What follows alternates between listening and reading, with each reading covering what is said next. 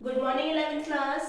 हम लोग चैप्टर 11 कर रहे हैं सर्वाइवल, ग्रोथ एंड डेवलपमेंट। इसे हम कहते हैं उत्तरजीविता, वृद्धि और विकास। बच्चों, आज के चैप्टर में हम लोग पढ़ेंगे कि बाल मनोभाव क्या होता है। इसको हम लोग कह सकते हैं फोर्स इमोशंस। छोटे बच्चे जो होते हैं उनके जो चेहरे पर जो भाव आते हैं, मतलब कि उनके फेस पर जो इमोशंस आते हैं या फिर उनकी जो इंटरनल फीलिंग्स हैं, उनके बारे में हम लोग को बिल्कुल सटीक जानकारी नहीं है। बच्चों, बच्चे क्या समझते हैं हमारे वर्ल्ड में वो आए हैं। मैंने आपको बताया था कि छोटा बच्चा स्टार्टिंग में हर तरह की भाषा बोल सकता है, वो किसी भी तरह की लैंग्वेज बोल सकता है। उसके स्टार्टिंग वर्ड हमेशा एक जैसे होते हैं, चाहे से वो बच्चा इंडिया में हो या कोई बच्चा इंग्लैंड में हो, बाहर हो, कहीं पर भी। लेकिन जब उनका वो रिवीजन नहीं हो पाता उन वर्ड्स का, तो वो उनको भूलता जाता है, उन वर्ड्स को सीख लेता है जो वो सुन रहा है, जो उसके चारों तरफ के एटमॉस्फेयर में ज़्यादा से ज़्यादा यूज कर रहे हैं। उसी तरह से बच्चों की छोटे बच्चों की इंटरनल फीलिंग क्या है ये हमें नहीं पता होता, उसके बारे में हमारे को जानकारी नहीं है। लेकिन जो छोटा बच्चा होता है वो हमारे जो फीलिंग्स हम उनके सामने करते हैं, जो हमारे मनोभाव होते हैं, उनको वो अनुभव करते हैं, वो फील करते हैं। जैसे कि बच्चों, जिन्हें हम प्रसन्नता, अगर आप खुश हो तो किस प्रकार के, किस तरह के उनके सामने आप अपना फीलिंग करोगे, या फिर दुख का, परेशानी, क्रोध, यहाँ तक कि अत्यधिक गुस्सा जब होते हैं, तो हमारे जो एक्सप्रेशंस होते हैं वो बच्चा वो ही देख करके सीखता है। वो खुद अपने अंदर उसको क्या आता है क्या नहीं आता इसके हम लोगों को नहीं मालूम। कभी देखना बच्चे सोते सोते एकदम से बीच में हंसने लग जाते, छोटे बच्चे, या बच्चा नींदों में भी हंसता है, या फिर तो वो किस रीजन से हंसता है, हमारे से देखते रहते हैं, हम बात करते हैं, हमें ये पता नहीं पड़ता कि उसकी इंटरनल फीलिंग क्या है। लेकिन बच्चे जब सीखना शुरू करते हैं, छोटे बच्चे, तो वो हमारे फीलिंग्स को देखते हैं, हमारे एक्सप्रेशंस को देखते हैं, मनोभाव को देखते हैं कि हम उनके सामने किस तरह का रिएक्शन दे रहे हैं। बच्चा जब वो 6 महीने का होता है, 6 मंथ का जब होता है, तो अपने आसपास में अगर कोई अनजान व्यक्ति आता है, कोई स्ट्रेंजर आता है जिसको उसने पहले कभी नहीं देखा होता है, तो उसके प्रति वो भय का भाव दर्शाता है, मतलब उससे डरता है। उसकी जो मतलब एक नई फीलिंग आती है उसको कि हाँ, उससे उसको डरना चाहिए। ये जो फीलिंग होती है उसके पास आने पर वो डर जाता है और रोने लगता है। कभी भी देखना, जब कभी कोई नया पर्सन या कोई नया अनजान व्यक्ति उसको गोदी लेता है छोटे बच्चे को, तो वो रोने लग जाता है, उसके पास से भागता है, उसके चेहरा देख देख करके रोता है, क्योंकि उसके अंदर आइडेंटिफाई करने की पावर नहीं होती, पहचानने की क्षमता नहीं होने के कारण वो डरता है उससे। लेकिन जैसे जैसे बच्चा 8 to 12 मंथ का हो जाता है, 8 से 12 माह का होने पर उसमें ये फीलिंग धीरे धीरे खत्म होती जाती है। और जब बच्चा 1.5 साल का हो जाता है, 15 से 18 महीने का जब बच्चा होता है, तब वो अनजान चेहरों को देख करके डरने का या रोने का काम छोड़ देता है। कुछ टाइम बाद बच्चे में ये फीलिंग आती है कि अगर मेरी मम्मी मेरे को छोड़ के जाएगी तो मैं क्या करूंगा, या उसकी मम्मी उसके सामने कहीं चली जाती है तो वो रोने लग जाता है, मतलब उसे बिछड़ने की चिंता हो जाती है कि मैं अपने जो मेरा देखभाल कर रहे हैं, जो उसको सबसे ज्यादा उसको अच्छे लगते हैं, जो उसका केयर टेकर है, अगर वो चला जाता है तो क्योंकि उससे उसको बहुत ज्यादा अटैचमेंट हो जाता है, तो उसके बिछड़ जाने का उसको डर रहता है। उस समय वो और ज्यादा परेशान हो जाता है कि जब उसकी माँ उसके सामने नहीं होती। कई बार उसकी मम्मी इधर उधर हो जाती है, बच्चा सोते सोते जब आसपास उठ करके देखता है कोई नहीं होता तो रोने लग जाता है। तो ये सब फीलिंग उसको ये होती है कि मैं इनसे बिछड़ नहीं जाऊं।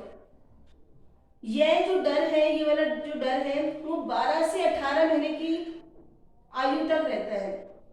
उसके बाद ये अपनी चरम सीमा पर होता है, मतलब वो और ज्यादा समझने लगता है, वो किसी को भी कहीं जाने नहीं देता जिनको वो जानता है। 20 से 24 माह मतलब 2 साल के हो जाने पर वो परेशान नहीं होते। इससे पहले वो अपनी आसपास के लोगों से और जहाँ जैसा एनवायरनमेंट है उससे वो समझने लगते हैं बच्चों। क्योंकि जैसे अगर उसकी मम्मी उसको रोज छोड़ के जाती है तो वो 2-3 दिन रोएगा, तीसरे दिन समझ जाएगा नहीं मम्मी थोड़ी देर के लिए जाएगी, वापिस आकर के मुझे संभाल लेगी।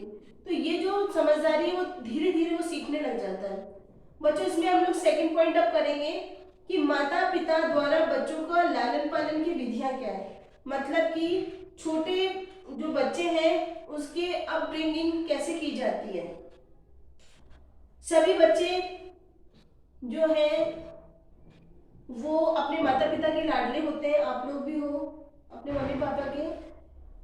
तो सारे जितने भी पेरेंट्स हैं वो अपने बच्चों को बहुत प्यार से पालते हैं और इस प्रोसेस को हम लोग लालन पालन कहते हैं या अपब्रिंगिंग कह सकते हैं। बच्चों के व्यक्तित्व पर इसका बहुत बड़ा इफेक्ट पड़ता है कि उसका नेचर कैसा बनेगा। उसका सारा का सारा बात इस बात पे उस पर डिपेंड करता है कि उसको कैसा एटमॉस्फेयर मिल रहा है, उसको किस तरह की फीलिंग्स मिल रही है अपने घर पर।